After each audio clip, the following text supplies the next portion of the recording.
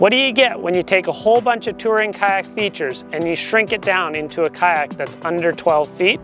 The Perception Expression 11.5.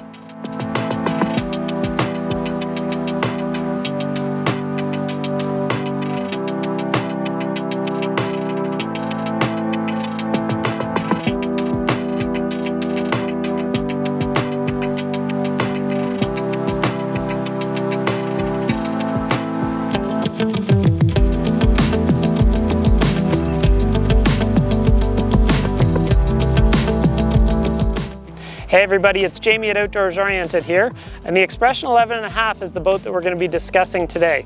Now, like I said in the intro, this really does hit that sweet spot between a recreational kayak and a full touring kayak, and we're going to go over the features here. So, starting at the back, you're going to notice that we've got a handle, obviously for carrying and for transport on the car. Then we've got some perimeter deck lines, and these guys have reflective piping in them for low light. Then we've got this rear hatch area, and this is just a rubberized seal, so you just have to kind of work it around. And then we've got a bulkhead. So the bulkhead is going to seal off that rear compartment from the front area, provide us with some dry storage, some flotation, and also some structure to the kayak. Getting into the middle here, you've got the cockpit area, and you'll see the size of this cockpit is a little bit closer to a touring kayak size as opposed to a typical recreational kayak. So it's a little bit smaller, but not too tight. And we've got actual thigh braces that are adjustable in here. So that's really going to allow you to get some good control out of this kayak. Perception uses what they call the zone seat, and this has multiple points of adjustment. So our backrest will go up and down, back and forth, and also our thigh braces will adjust up and down as well. And then obviously we've got some adjustable foot pegs in there. A little bit further forward, we've got lots of bungee deck rigging just for putting other stuff that's we want close at hand. And then we've got another perimeter line here.